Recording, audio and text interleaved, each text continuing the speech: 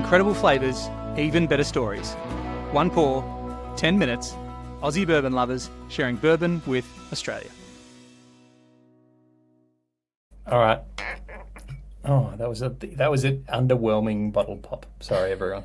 You probably didn't hear it even. Do you want to know what this one is, H? Or do you know what this one is? This one is an Eagle Rare. It's an aged 10 years. It is. Well, Eagle Rare 10 years. That's the thing? Yeah, look, it says it on the bottle.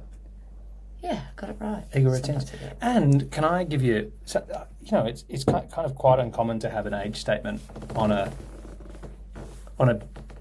Standard bottle. Well, maybe I'm saying that and that's not true. It's just not that common to get a lot of untrue things. Do you think I do? Check your facts if you listen to this podcast. Yeah, maybe don't. We make up a lot of stuff. don't believe most of what we hear. Hey, cheers. To Eagle Rare. Eagle Rare. I tell you what, this is. Oh. I do like Eagle Rare. One of the things that has struck me the most about Eagle Rare is that it's probably the most boring bottle shape of the bourbons. Like a wine bottle. It's a wine bottle shape. Yeah. You would, if you got a bottle of Chardonnay or Riesling or something at Dan's, it'd be in the same shape bottle. Yeah. A clear so glass it doesn't stand bottle. out, but kind of does stand out for that reason. Well, does it though? In amongst all the bourbons. Is it blur in terms of the bottle shape? And then it's just a picture of an eagle. And like, to me, it doesn't do anything spectacular. Like, you can see a lot of the beautiful colour. But they don't need to worry about making the bottle stand out because it's exceptional. It is so damn good what's in there. 10 years old. It's from Buffalo Trace. Yep. The makers of this one. And it's not aged 10 years in that it's got to be at least that. So it could be older. What a cool question. Yeah. Is that, I think I've got my facts correct. Definitely right. Anytime a bourbon has an age on it, the only thing about the rule is that the age has to be the minimum age. So yeah, so it could be 12, it could be 15, but it's at least 10 years. Particularly where they're blended. So it could have this particular bottle could have barrels in it that are, as you say, 12, 15 years old. Maybe not, but that's what it is. And they definitely can't have anything younger than 10. The youngest is 10. Yeah. And so in the case of, for example, the Michter's 10-year-old 2023 releases that we've got, they are, that we know that they're older than that. They said they were 12 or 13-year-old barrels. So that, I think that's super cool that they did that. Yeah. So this is, age 10 years from Buffalo Trace. When you do the tour at Buffalo Trace, they speak a lot about how it's, I think, the most awarded bourbon in the world. Yeah, I think that would be. I'll quote you on that one, Dave. It's one of the most awarded bourbons in the world. Well, they've got such great bourbons there. They make Blanton's, Willett. No, they don't. Weller. Blanton's, Weller. Obviously, Buffalo Trace, the Pappy, and Eagle Rare. Eagle Rare. Yeah, lots of great. Lots of great bourbons out of one location. Make loads of Buffalo stuff. Trace. Yeah. And an excellently entertaining tour. Yeah. If you ever get the chance to go. But what flavours are you getting, Dave? Well, it's interesting. I was just wondering. Citrusy. Oh, citrus. That's interesting you say that. Like the orange I stole from our neighbour's backyard that was hanging over our fence. Oh, you're an orange thief.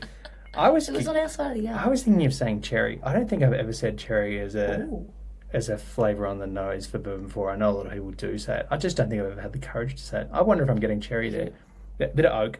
Maybe that's the fruity I'm getting. But there's definitely oak and vanilla there. But there's like that fruity. I was going to say orange, but you can say cherry. But now that you say cherry, I'm like, maybe my orange was wrong. I love it. I'm a bit of a...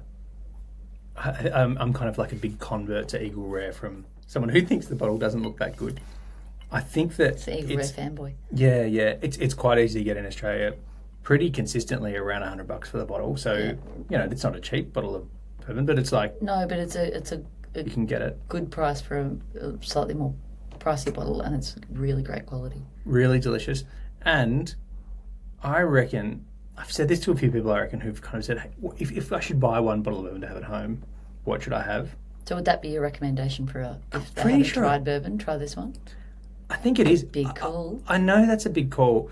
I'm okay that people will disagree with me about this, but I feel like it's such a good... Well, it has a smooth finish. Yep. which I think is a good for if you haven't drunk. And a long bourbon. finish as well. Like that flavour hangs around your mouth for ages. Yeah, and coats your whole mouth, I find too. Beautiful mouthfeel. Yep, exactly. Nice nose. And when it's you like, smell and all of the flavours are quite confectionery, kind of like buttery toffee and There's vanilla also and that creme brulee. orangey, And, yep, caramelly, yep, vanilla.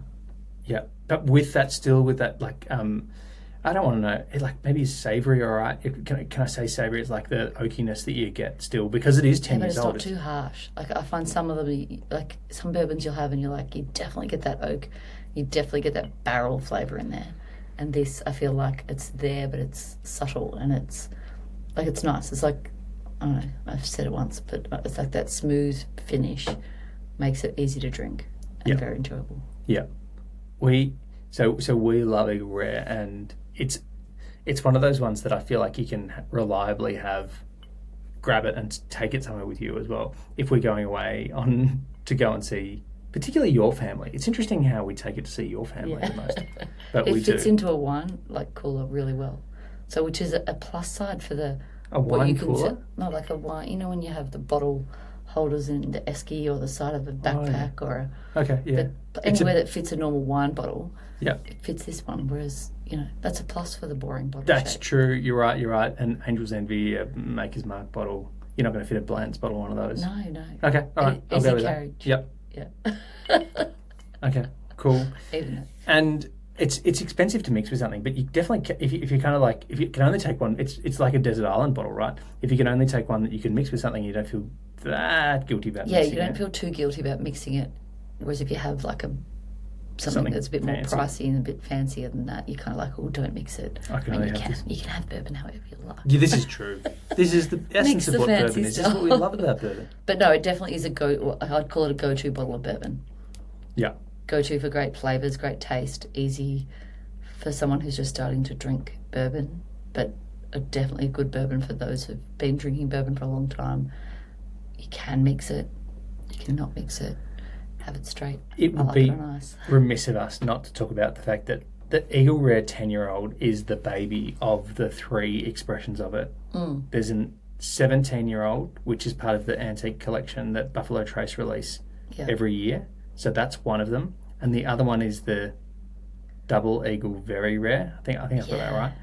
It's 20 years old and it's extremely rare. That's really hard to get. I'm pretty sure that's the one in the crazy box that when you see the crazy box being opened with the stopper that's got the eagle on it, that's the crazy one. Yeah. So these are these other ones. I have tried the 17-year-old one.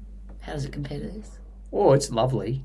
I mean, but those, I feel like those, it feel like it's, when you drink those antique collections, it's like, I've only ever had pours, I've never had a bottle. I feel like it's a thing of like, well, this is a special moment. I get to try this. I'll enjoy it. Complex flavors. It's in the barrel longer, so it's richer. It's got amazing finish. Yep. I don't know. I'm not qualified to be able to talk about this with any authority, but like it's It's a hard nice, to go past something like this that's just good and easy to get.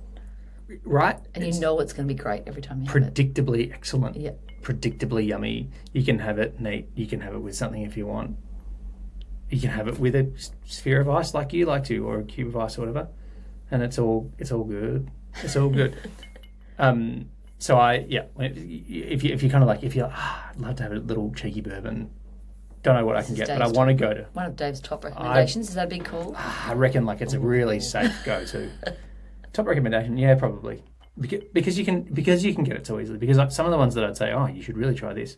Some of them are really hard to get your hands on in Australia because we're not living in Kentucky. Can't walk down to or queue up at the distillery and get our hands Pop on over it. to Buffalo Trace. That's exactly right. But if you do get to go to Buffalo Trace, I think there's like 4 or 5 different tours you can do, right? Yeah, but even just their standard, their tours are free. Like the standard free, ones, yeah. which is great because I know some places you have to pay to go, but their Tip your tours are tour great. guide because you're not paying for it, so you tip your tour Yeah, guide. yeah. But the tour guides are excellent, like really entertaining, lots of great knowledge, but a lot of fun. I think that's my if I had to say why Buffalo Trace distilleries are a bit more standout, the tour guides are a lot of fun.